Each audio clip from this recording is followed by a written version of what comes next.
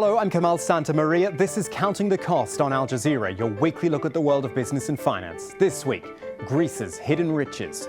Hundreds of billions of dollars worth of oil and gas are believed trapped under the seabed around Greece, enough to wipe out the country's debt for good. But can they get to it? And who else is looking to get their hands on the energy bonanza?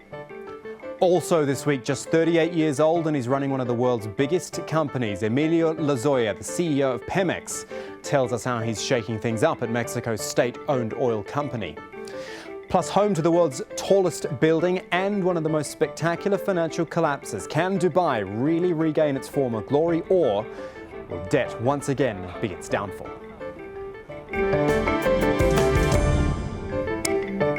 Hello everyone, we are starting this week in Greece, but with not a riot, strike or protest in sight. Instead, we're looking at how Greece may be able to put all of that behind it by tapping into its natural resources, namely the vast quantities of oil and gas believed buried under the seabed around its coastline. The thing is, it doesn't stop with Greece. Some experts say the recent discoveries of oil and gas in the Aegean Sea could turn the entire region into the new Gulf. But where there's oil, there's usually some sort of conflict. More on that in a moment. First, Jonah Hull on the chances of Greece striking it rich. In Greece, good news is hard to come by, like the vast deposits of natural gas and oil that geologists believe lie beneath the seabed, just waiting to be found. A report by Germany's Deutsche Bank says that if proven, the hydrocarbon wealth under the sea off western Greece and south of Crete could eventually be worth hundreds of billions of dollars. Greece's only energy extraction company currently produces just enough oil to stay afloat from a single existing field in the Aegean Sea. With help, things could be very different. We need oil and gas companies to come to Greece to work together with us. We know the country, we know the geology, so cooperations with foreign oil and gas companies would be very welcome to open up the deep parts of Greece and hopefully find the big oil and gas fields that would make a difference in the economy. It's a tantalizing prospect. The energy that Greece currently pays a fortune to import could in fact exist naturally in abundant quantities, almost within the country's grasp. A tantalizing prospect, but still years away from producing any tangible benefit. 2013 will be a critical year in the sense that we will have an indication following the reading, the explanation of the seismic recordings of the possible deposits, positions, magnitude, constitution. Greek fortunes have been made by shipping magnates on the surface of the sea for decades. What lies beneath could one day make the whole country rich. And this is what we think does lie beneath: at least $600 billion worth of gas and oil reserves. That's what Greece reckons it has.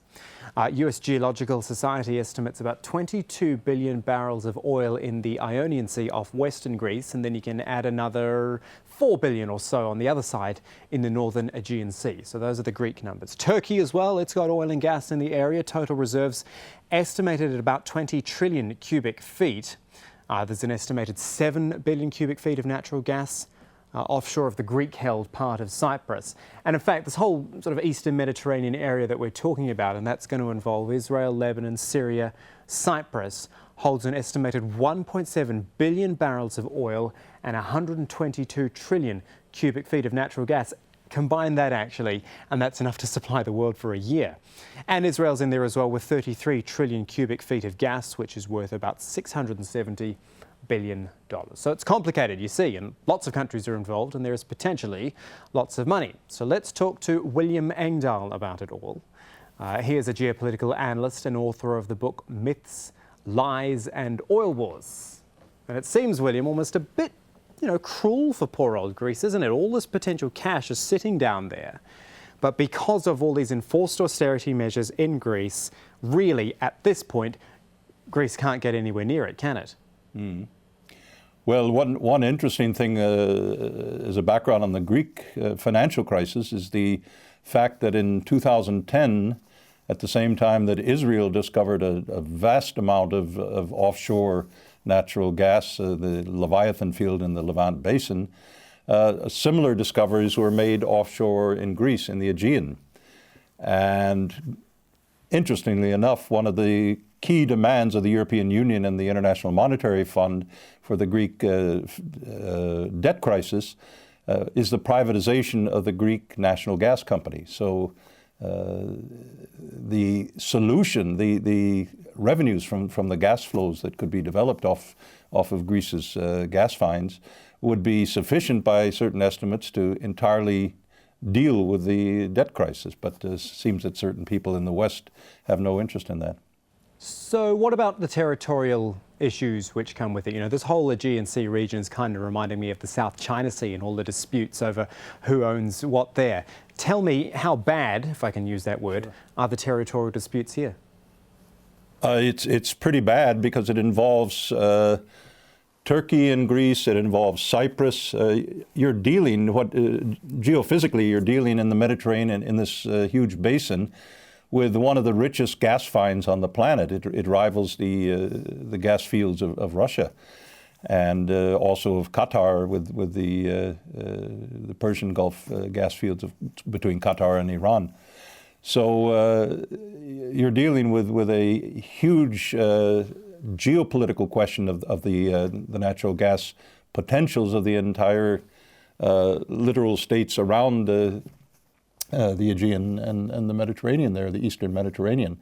So it's a game-changing discovery that was made in 2010. And interestingly enough, I think the entire conflict over Syria is directly linked to some of these issues regarding the geopolitics of the energy discoveries in that region.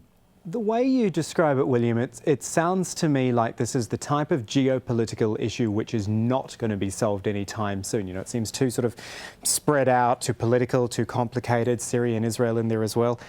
This will be a very tough one to solve, won't it? Well, it will indeed, and there's a new element in the calculus that just came in a few days ago, and that was a 20-year exclusive agreement between Gazprom, the Russian state gas giant, and the government of Israel and the partners of the Israeli offshore gas fields in Tamar in the Levant Basin there to develop liquefied natural gas. And that is in a direct potential rivalry with Qatar, which has become a major player in the LNG market.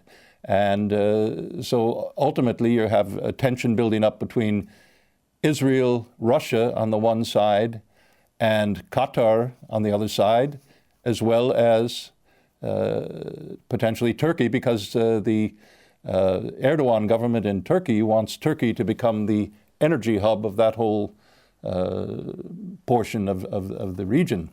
So that would be threatened by this Israeli-Russian cooperation on developing LNG, not only for the Asian market, China, Korea, Japan, but also for the European market. So it's the tensions are building, not vanishing. And the Russian LNG thing has potential implications for Russia's role in supporting the present regime in Syria against strong Western pressure, strong pressure from Qatar, Saudi Arabia, among others, and Turkey for a total regime change. And I think the gas pipeline agreement between Iran, Iraq and Syria in 2011 is also a giant geopolitical factor in this whole calculus. So it gets enormously complex very, very rapidly, and it's going to be any man's guess what is going to finally shake out on this whole thing in the region. Okay then, let's bring it back from the geopolitics then and look at the finances again, and I'd like to do that, you know, through the prism of Greece again. Okay. Is there anything Greece can do? You know, it feels like Greece is kind of the most worthy recipient of money in the region. Can it get at this cash? Well, I suppose Greece can the state can set up a new state natural gas company and begin exploiting it. I mean, they have the resources to do that. They had. And or if it's not been completely privatized yet, they can hold on to that company and resist the demands of the IMF and the European Union to privatize it. But I think Greece really has to take take the issue in hand and exercise its sovereignty and begin developing these resources for the European gas market. And there are certain vested interests that don't want to see that happen. So it's a difficult situation for Greece. William Engdahl discussing the riches of the Aegean with us this week. Thank you for your time. Thank you. And still ahead on Counting the Cost, Dubai's towering ambitions, 9 million tourists a year, property prices on the rise, but is the recovery for real this time? We'll hear from a member of the ruling family. Now, everybody loves a celebration, and around this time each year in Mexico, they've got a fairly unique one. Every March 18th, Mexicans honour the decision taken in 1938 by President Lázaro Cárdenas to nationalise the oil industry. And his legacy continues in a way because the industry remains closed off to foreign investors. Mexico's new president says it's time to reform and modernise, but as Rachel Levin reports, he is meeting some resistance. These are some of the world's richest waters. Here in the Gulf of Mexico, workers from the state oil company Pemex are busy extracting precious crude from beneath the sea. This is Mexico's most productive oil field. There are nearly 18,000 people that work here. But over the past decade, oil production on a national level has been in decline. At its peak in 2004, Mexico was producing 3.4 million barrels of crude, but production has fallen nearly 25%. That's because nearly 90% of production last year came from oil fields discovered over 2 decades ago. President Enrique Peña Nieto campaigned on a promise to increase exploration by opening up the oil industry to private investment, something that has been banned by the Constitution since Mexico nationalized the industry 75 years ago. But Pemex's Director General says that allowing some of the world's top oil companies to invest is crucial. The purpose of this reform is to attract foreign capital without privatizing Pemex. Pemex is not going to be privatized, but it can go into joint ventures with private companies in order to tap also the oil and gas potential. Much of that potential lies in costly deep water and shale gas operations, 2 areas that Pemex's current budget doesn't allow it to explore. International oil companies have a lot of operations in the United States and in Canada. Mexico is just next door.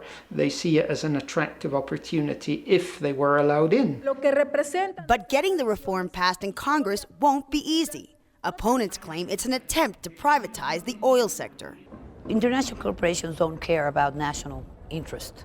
They care all they care about is how much money they are going to take out of the country. So no, I wouldn't allow it.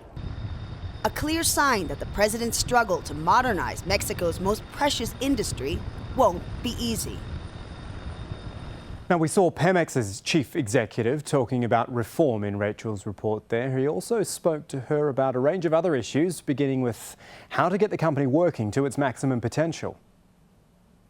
Pemex used to produce in 2006 about 3.3 million barrels of oil per day, and it had about 120,000 employees. Today, we are producing close to 2.6 million barrels of oil per day, and we have about 160,000 employees. So while production decreased importantly, it has stabilized, by the way, and it's going to go up. Amount of labor force was increased by 40,000 employees. So there are many numbers like this that we need to change, but certainly Pemex needs to undergo an important internal transformation. We have a plan, we're working on it, and this will be presented together with the energy bill so that Pemex can contribute more to its shareholder, which is the state, and also be a more responsible stakeholder in society. But there have been previous attempts to present similar reforms throughout the history of Mexico, and they've all failed. Why now? Why do you think now there's the momentum that this could actually occur? So the objective of this reform in this new context is producing more, cheaper, and cleaner energy. And then there's the oil, the offshore, and some mature fields in Mexico that have also very, very important potential. But Pemex, given our constraints, technology, and risks, we would like to share risk with other companies. The purpose of this reform is to attract foreign capital in I would like to point out, without privatizing Pemex.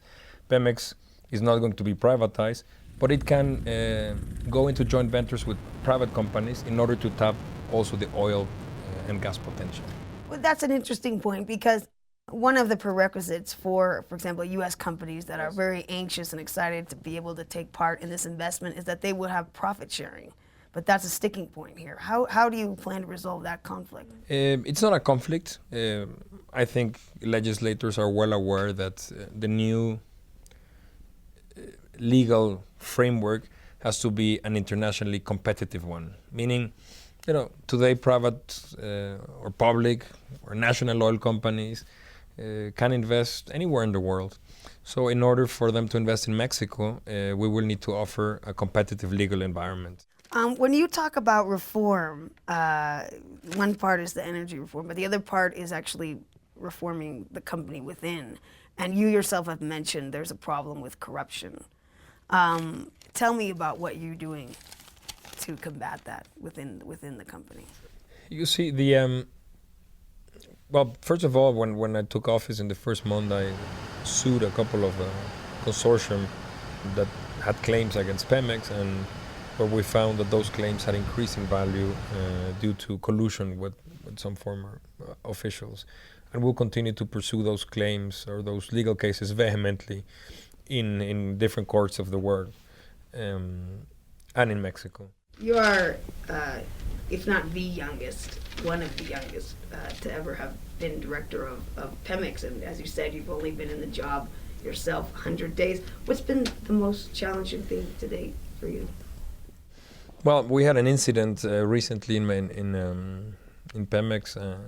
Unfortunately, there was an explosion, an accumulation of gas that caused 2 floors of one of our corporate buildings to collapse, and we had a tragedy. 37 people died, many of them women, young mothers, and I would say that I'm part of this company. I'm more than committed to its workforce, to the values that are inherent to this company, and this was a very difficult moment. The healing process, helping the families. However, we confronted the situation, and I believe Pemex is stronger after this crisis, that Pemex will contribute importantly to being an element of growth in the Mexican economy. Pemex will not only be a Mexican company, but I would say an increasingly global player. Finally this week, one of our favourite topics on this show, Dubai, and whether its comeback is for real, and whether now is actually a good time to invest or not. No one could blame investors for being cautious. The last boom, which peaked in 2007, went spectacularly wrong. The Emirates seemed to think property prices would never stop rising. State-owned Dubai World borrowed billions to keep building. But when the recession came, property prices collapsed and Dubai was pushed to the brink of bankruptcy. It was Abu Dhabi, Dubai's bigger, richer brother, which stepped in with a massive loan, buying Dubai some time. And since then, Dubai World and other companies have restructured their debts, convincing banks and other investors to write off some of the loans. And now, signs of growth. Dubai expects its economy to grow more than 4% this year, thanks largely to a recovery in the property market and to tourism. In fact, about 9 million tourists visit the Emirate every year. Earnings from hotels and restaurants are rising sharply, and property prices, which fell 50% between 2007 and 2011, well, they're moving up, thanks partly to a flood of foreign investment. So Dubai's confidence is swelling again. It plans to build the world's biggest shopping mall, even though it does already have that. It's also got 5 theme parks on the go and a $1 billion replica of, what else? The Taj Mahal.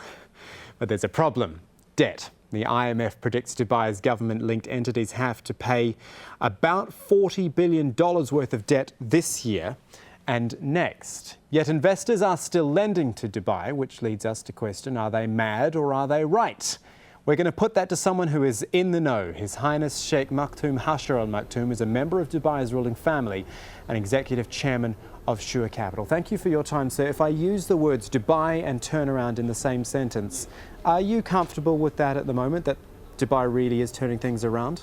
I think that Dubai has gone a long way in getting over the financial crisis that we were hit with first before most of the rest of the world got hit. We got hit around roughly where Lehman was, and I think we have restructured significantly since then, and the growth has been remarkable. Yeah, as are the plans. You know, they're quite remarkable too. In fact, no less extravagant, I would say perhaps even more extravagant than they were before the crash of 2010. Isn't there some, real reason for concern there, sir? I mean, every time you look at Dubai and just the sheer scale of things, you've got to wonder, is the demand really there for that? And isn't it risky to go down this path again? Well, actually, if you listen to what the Executive Council has said about Dubai, it is back to basics. It's infrastructure, it's seaports, it's airports, it's tourism. Real estate is a secondary section, if I think that's what you're referring to. And what has been presented is a vision of what the future would be, and it is under the correct management for growth, if you like what I mean. So it's a future plan, and remember, for any country to have growth, you need to have liquidity. So no matter what the plans are, there needs to be the liquidity to back it and back those plans, and the investors will decide the growth areas. And what we hear from investors is they like back to basics, to what Dubai is good at. It is tourism, it is infrastructure, it is seaports, airports, and having the largest man-made airport next to the largest man-made seaport makes a lot of sense. And Dubai is a small cup. It's easily emptied but easily filled too. And as you've seen, prices in real estate have gone up 100% from the peak, and they're about at 50% from the ultimate high in 2008. And it's a substantial and remarkable recovery. Okay, what about the debt? There are different numbers out there.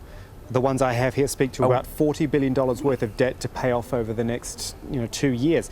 You said the restructuring's been done. I wonder if that's been enough to actually keep the creditors happy or not. Well, I think just like anybody else, Dubai had to restructure its debt. We got hit hard in 2008. There are debt maturities that are coming over the next couple of years. Over the last couple of years, the debt has been paid or restructured. I think different companies are at different phases of restructuring. Some are nearing their maturities of the first restructuring. There could be another restructuring coming up. Some of them are paying. So if you lump it all together, it might not make much sense. But if you compare DEWA or Emirates Airlines, which is part of the overall figure that you've mentioned, whether it's accurate or not, I wouldn't be able to tell you at this time. But different companies and different entities have different debt maturities and different viabilities and growth plans. But so far, I think what is known and what is maturing, I feel very comfortable with. So I mentioned confidence going into that question, investor confidence. Let me ask you about trust, because I think trust it's a slightly different concept here. Has it been difficult to win back some of the trust? Things fell apart, or at least appeared to fall apart very, very quickly, and the trust disappears just as quickly, I think. Has that been earned back? Why should investors trust Dubai? Well, I mean, if you look at it, the real economy of Dubai was not hit by the financial crisis. You had foreign investments that were hit, but trust takes a long time to build, and relationships takes a long time to build. So there is investor relations. There is the core stakeholders who have been burnt more than others. Some people have been burnt in the real estate market. Some people suffered in different ways. But at the end of the day, meeting your stakeholders, discussing your plans with your stakeholders is a very important part of what Dubai has done, and we have rebuilt and that relationship with the different stakeholders of Dubai. And what I think is more important is that the communication is much more open, and transparency has improved dramatically, and we have delivered on what we said we were going to deliver on as a state. Sheikh Maktoum Hashir Al Maktoum, he is a member of Dubai's ruling family, also the executive chairman of Shura Capital. Thank you for your time. We do appreciate you joining us on Counting the Cost. Thank you very much. And that is our show for this week, but there's more for you online at aljazeera.com/business. That's where you'll find the latest business headlines and a link to the Counting the Cost page, where you can watch this or any of our previous episodes again. Then when you want to get in touch, here's how you do it. Twitter. Tweet me at Kamal AJE, our business editor at Abid Oliver Ali, or drop us an email. countingthecost@aljazeera.net is the address. But that is it for this edition of Counting the Cost. I'm Kamal Santa Maria from the whole team. Thanks for joining us. The news on Al Jazeera is next.